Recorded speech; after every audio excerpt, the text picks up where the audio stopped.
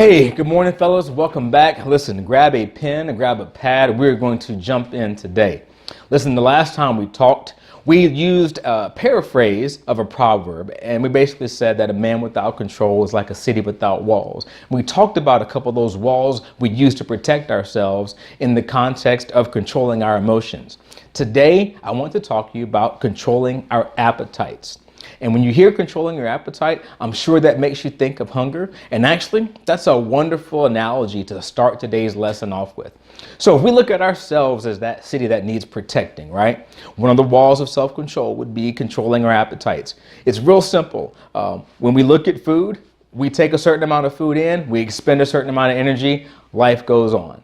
When we take in more food and we don't expend enough energy, eventually, on a long enough timeline, what's happening inside of us will start to show outside of us. You'll see expanding waistlines. Depending on your skin complexion, you may have some other warning signs that the quality or quantity of food you're taking in is not good for you. And that leaves us defenseless. If we need to be in shape, if we need to have our bodies ready to respond to whatever happens to us, we're definitely defenseless when we don't control that natural appetite for food, for sustenance. Now, that makes a perfect analogy for the next thing I want to talk to you about, and that's our sexual appetite. We are humans. We have a sexual appetite, and there is an appropriate place for that. We believe it's in the confines of marriage. You may disagree. On a long enough timeline, let's just see how that proves itself. But for today, let's try to understand how not controlling that sexual appetite can leave us defenseless. Men, if you are chasing after the end goal of sex at all costs, what ends up happening is you can be convinced to make some very dumb legal, moral, and ethical decisions that will mess up your future simply for chasing sex.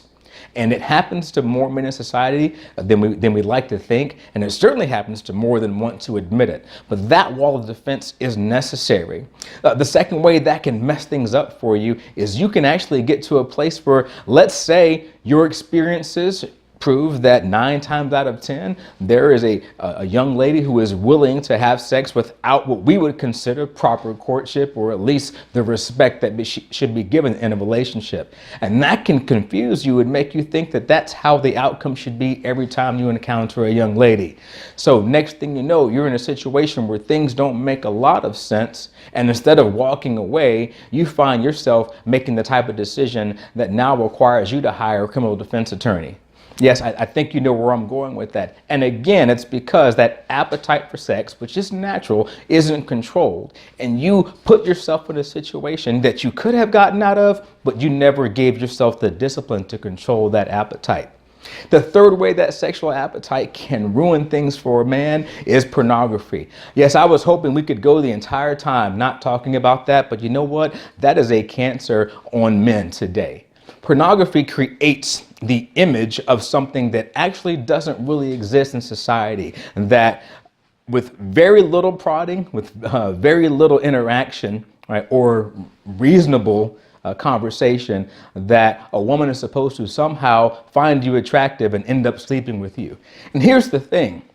Not only does it create that problem, but if you watch enough pornography, you will get the idea that on a first date, there are some things a woman should be willing to do, quite frankly, that half of women on this planet probably would never consider doing. You watch enough of that, that imagery gets into your brain. And here's where it really gets bad, like it's not bad already.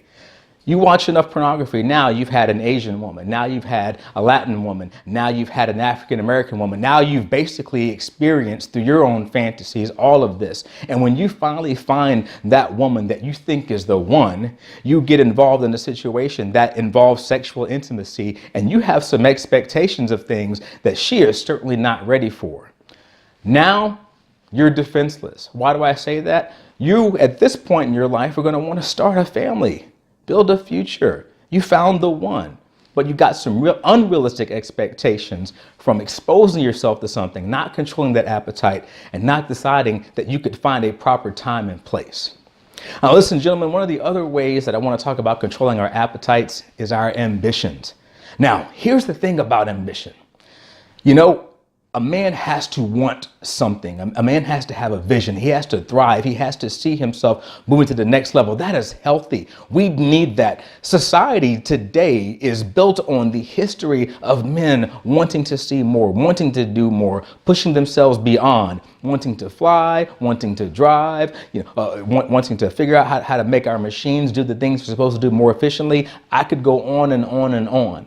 But when our ambitions get the better of us, when we decide that we need more of the pie than other people, when we decide that other men don't deserve anything, or we see ourselves as more deserving, when we get greedy, essentially, then we can mess ourselves up, because that ambition will cause you to go after things when you're already secure in what you have. If God has blessed you with a fortress, so to speak, and you've got everything you need inside of it, and then you want more and more and more, you will eventually leave your stronghold undefended. Imagine that. Imagine not defending the original thing that God gave you. Imagine leaving your storehouse of wealth undefended just so you could go out for the next thing and the next thing and the next thing. And then you look back and say, man, I can't believe that I didn't watch my six. I wasn't watching my back. I was too busy moving forward for the next thing. Ambition is certainly healthy. We want to see men strive. But when that ambition takes your focus off the things that matter, well, your city is defenseless.